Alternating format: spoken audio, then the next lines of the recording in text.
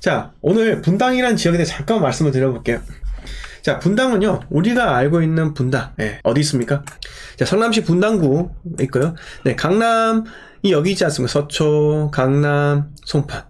강남과 가까운, 분당입니다. 서울의 어떤 구보다, 가깝다고 하는 분당이에요. 자, 강남과 직선거리로 약 12km 정도라고 합니다.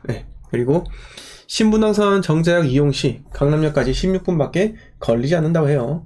강남과의 직주 근접에서 최강자라고 하는데, 강남의 종사자가, 근로자가 140만 명 정도 된다고 합니다.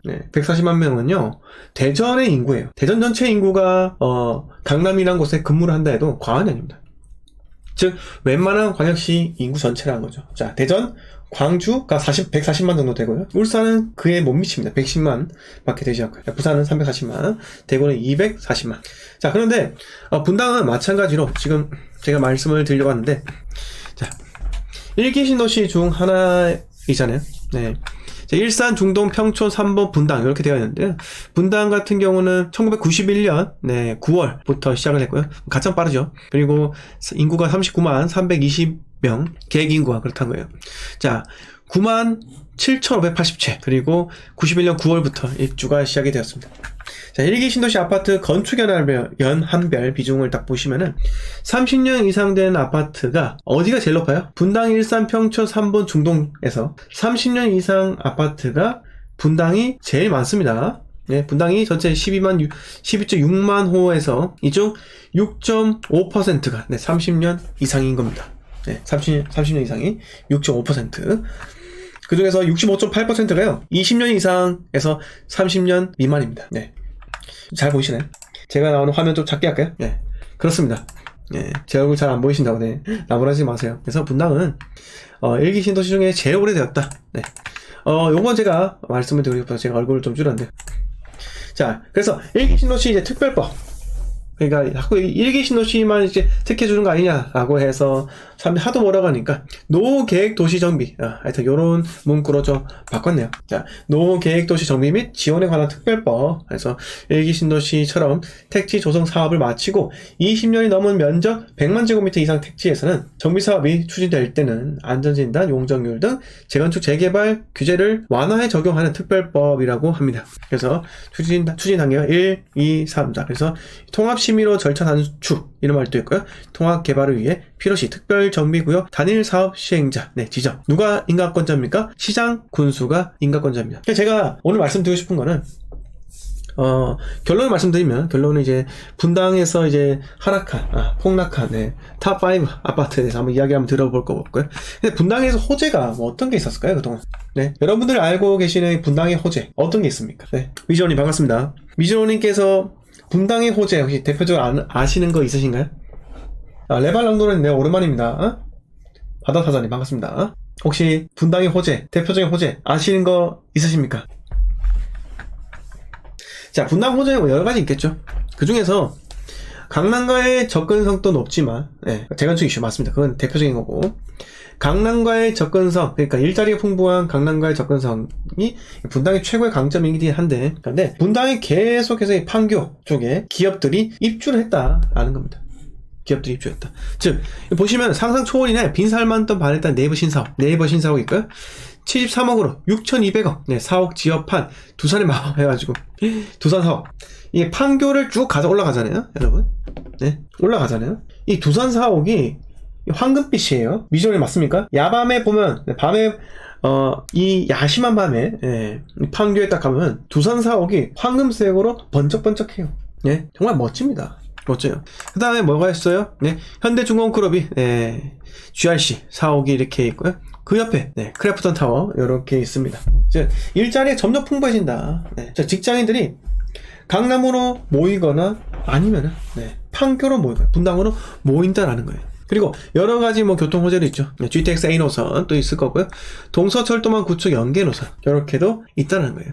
자, 월곡 판교 복선 전철 노선도. 그래서 자, 동서철도망 구축 연계 노선을 보시면, 자, 인천부터 해가지고 월곡, 광명, 판교 지나서 그다음에 여주, 원주, 횡성, 강원도를 이어서 강릉까지.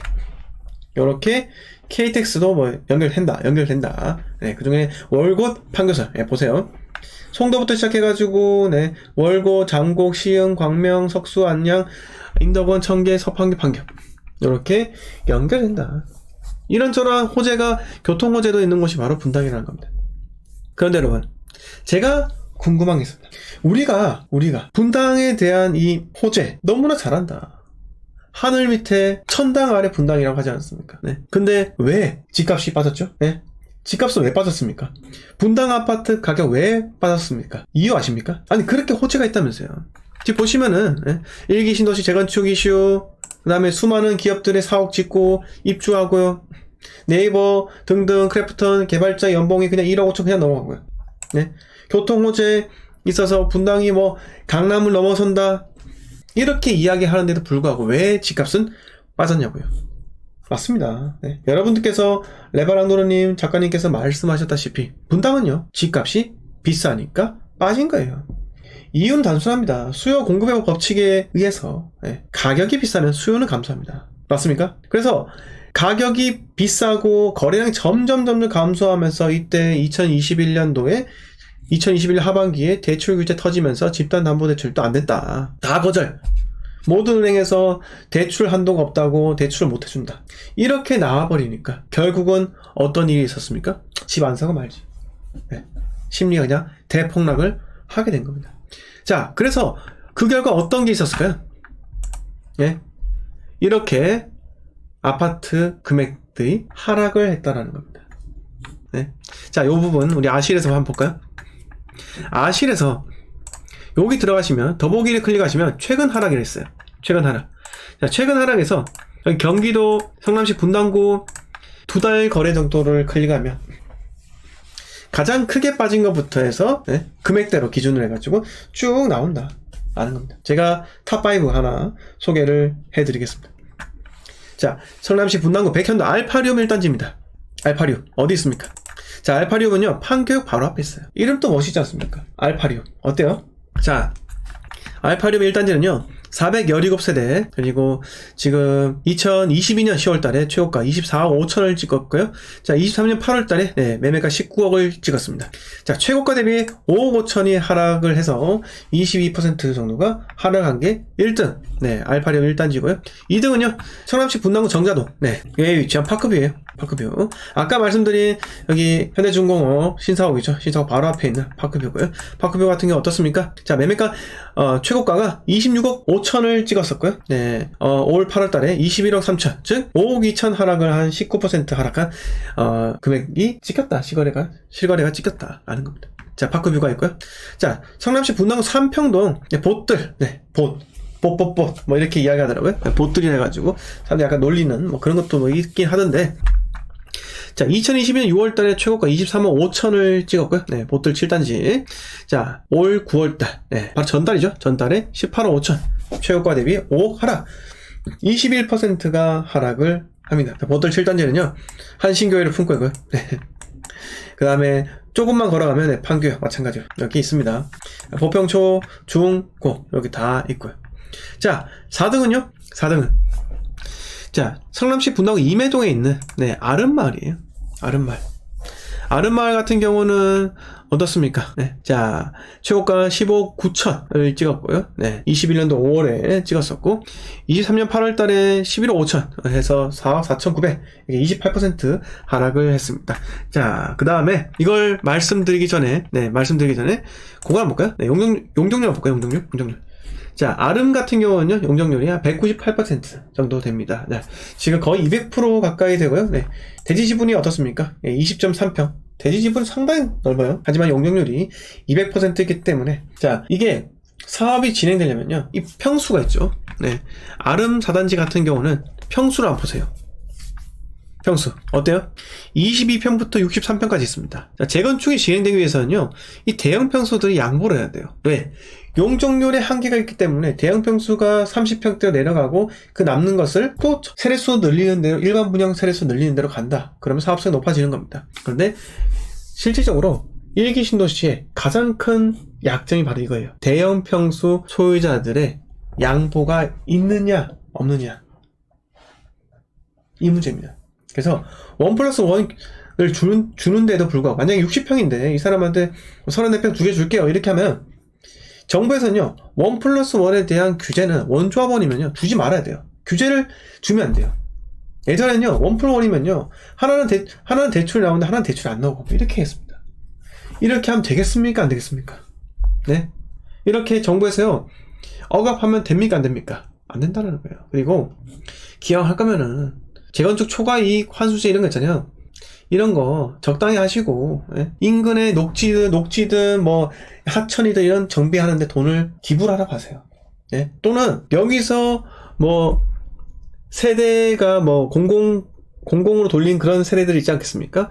거기서 나온 수익들 갖고 국고에 넣고 국토 균형 발전에 도움을 주라 이거예요.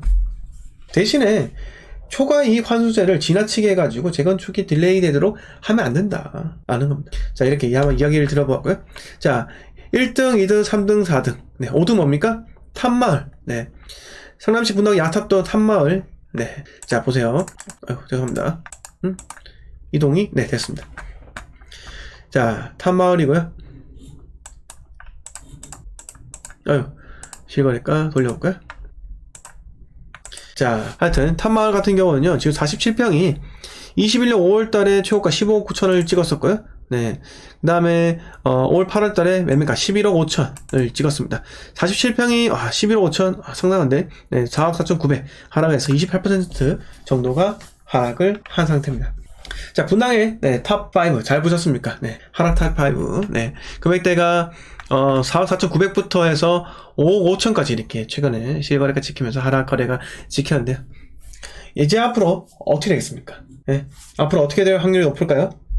여기서 올해 내내는 올해 상반기는요 반등 연속이었어요. 네, 그건 저는 인정합니다. 반등 연속. 강남도 마찬가지 반등 연속이었어요. 왜? 특례 보금자리 대출 50년 상한 주담대 개시, 중도 상한 수수료 없애버리고, 네, 대출한도 좀 늘리고 이렇게 해서 숨통을 트였던 거죠. 그러니까 무주택자하고 1주택자가 과거의 상승 분위기를 잊지 못하고 또 진입을 한다는 거예요. 그런데 앞으로는요, 저는 이렇게 생각해요. 지금 10월달부터 해서 특례 보금자리 대출이 중단되었던 거예요. 우리가 알다시피 1월달 올 초에 시행된 특례 보금자리 대출, 그걸로 인해서 반등이 생겼고요. 이제 10월달부터 특례 보금자리 대출이 중단되었잖아요. 그럼 어떻게 되겠습니까? 당연히 반등한 거 빠진다라는 거예요. 네. 그래서 지금과 같이 단기 고점에 진입한다는 건요 매우 위험하다. 네, 매우 위험하다. 또다시 횡보가 길게 언제까지 갈지 모르고, 네, 이제 좀 전세가율이 올라서 숨통이 트입니다 라고 할 때쯤 되면은 또 3기 신도시가 입주한다. 예, 그렇게 되면요 서로가 다 피곤해지는 거예요. 제가 뭐라고 합니까? 이런저런 거 다 필요 없고요, 그냥 광역시 투자하세요. 수급에 의해서만 움직이기 때문에 광역시는요 매우 매력적입니다. 그냥 입주 물량 종료되잖아요. 그럼 올라가요. 왜? 광역시는 살고 싶어하는 지역이 한정적이잖아요. 대구가 8개 구군이 있지만 1개 구와 1개 구는 제외해야 되죠. 어디요? 북구와 달성구는 제외해야 한다고요. 6개밖에 남지 않아요. 그런데 그 중에 6개 중에서, 네, 6개 중에서 우리 투자가 가능한 주상복합을 제외하면요 웬만한 아파트는요 입지가 정해져 있다는 거예요. 네, 그래서 광역시가 서울과 수도권에 비해서 빠르다. 네, 회복이 빠르다. 그리고 횡보가 짧다라는 겁니다. 자, 이렇게까지 말씀 한번 드려보고, 네, 다음 이야기를 하나 넘어갈게요.